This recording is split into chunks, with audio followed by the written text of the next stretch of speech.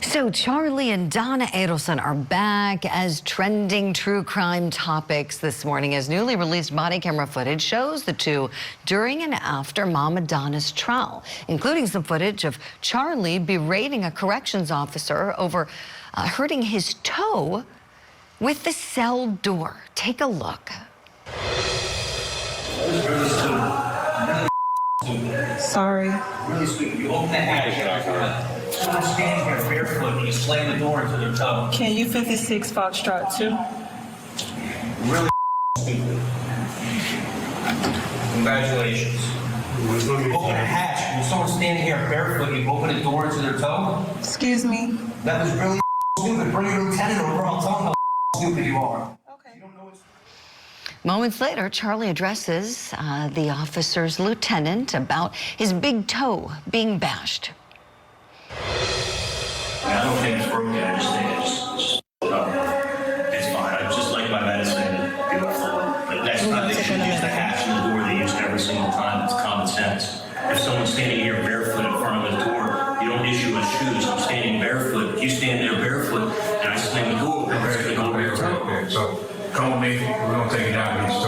He's looked at it now. They got an X-ray there? Or? No. What are they gonna do with her toe? We're gonna charge after that. All right.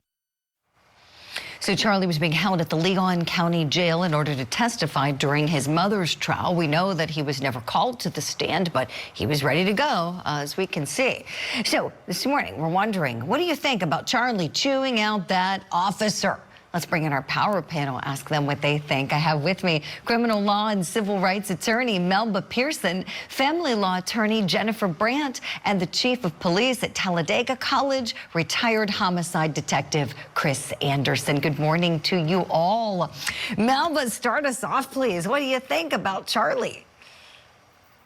Well, good morning, Julie and my fellow guests. That was a sight of an entitled, privileged brat that happens to be a defendant and is now serving time for a homicide that he played a very strong hand in. This is not unexpected for me because he still thinks that he's at the Ritz. He still thinks he's living his best life out of custody. But the reality is he's going to have to adapt. He's not going to get special treatment. He is not special. His wealth means nothing there. He needs to sit down, learn some respect, and learn some humility. And, you know, he's going to learn that lesson one way or the other. So I hope he takes the easier way rather than the hard way. Yes, Melba, preach. Jennifer, to you next, please. What do you think? I agree with Melba. I mean, this is Charlie. This is what the real Charlie, not the one that we saw on the stand, you know, where he's looking like, you know, he's innocent and poor me. This is the real person who is, you know, he does have a medical background.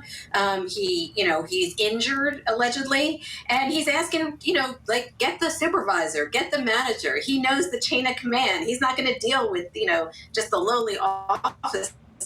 He's looking to, you know, raise the stakes. He's injured. I don't know where that's going to get him, except a trip to the infirmary where there is no X-ray. But, you know, he is expecting the best treatment because that's what he's used to. Exactly, Jen. He wanted to talk to the most powerful person in charge there. Get the officer out of my way. I want your boss. Chief Anderson, you know something about that. You're the top cop. You know what this is like, where people, you don't want to jump the rank and all that, go straight to you with all their complaints. Tell us what you think, please, Chief.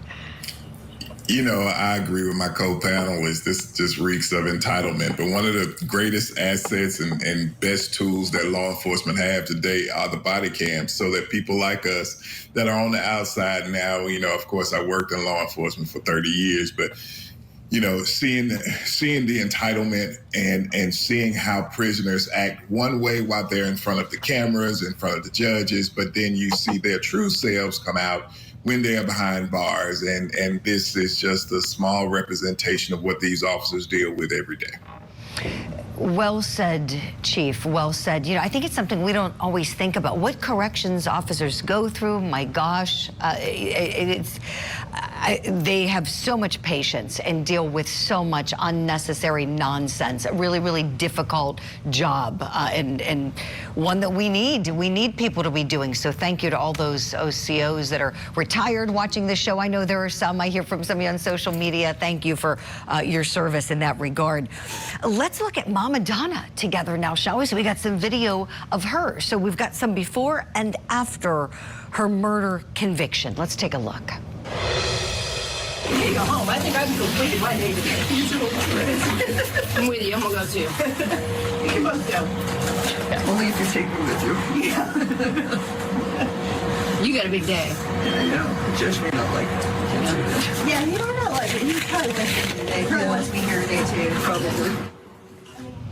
Okay, so that was Donna before the verdict, where she was found guilty of murdering Dan Markel, her former son-in-law. Let's look at her then after the verdict, back behind bars.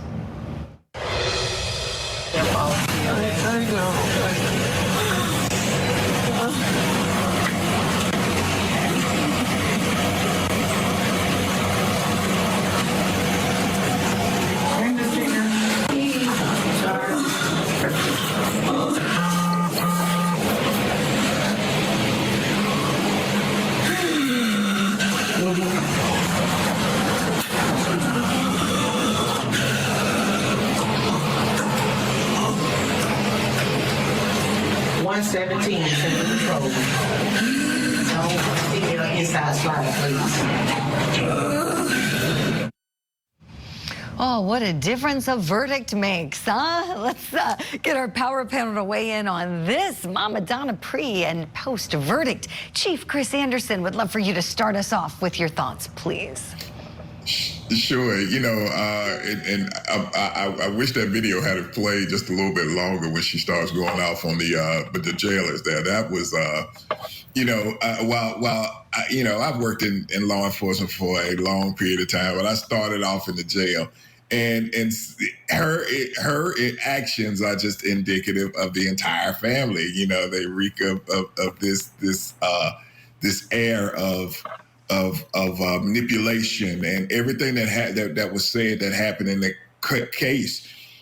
I believe it now, you know, after seeing some of these videos. The proof is in the pudding. You can see it here. You can hear how she speaks to some of the jailers. You know, she goes in one way, and after that verdict is read, you know, it is almost woe is me, and you're not doing this right. And so it's just a bad situation. You know, I think, you know, I send my prayers out to the victims and the families that have been affected by her manipulation. And you know, I see that justice was served. Oh, that's very kind of you to say, Chief. Yes, we're all thinking of the Markels. Thank you for saying that they've been through way too much with this. This should have never happened. Jennifer Brandt, let me go to you next for your thoughts on Mama Donna. Well, you know, I think it's really interesting. We saw it at the end of the trial when the verdict was read, and now we're seeing it even more so about her demeanor and how upset she is and how sorry she feels for herself, you know, that she's going to be now, she's guilty, she's going to be in prison for, you know, forever. And I think we don't see this too often. You know, we see defendants, you know, we see verdicts read, we see defendants accept their verdict. We don't see this kind of human reaction. And as bad as she is, I think we all can understand her feeling. Like any of us would feel this way. And you know, and so it's sort of interesting to see it play out in real life. And see how, you know, how upset she really is by this. You know, so it is, in some ways you can't help but feel for her, even though you know, all the things that she's did and, you know, what she caused are awful. But, you know, she's really feeling this verdict at this point. For sure. It's great we have that video. Like you said, Jen, it's great we can see this, you know, because we're so interested in this case. But a lot of defendants act up, as you all know, when they don't get their way. And she thought she was going home, didn't she, Melba Pearson? She thought in that first video she was headed home. What do you think, Melba?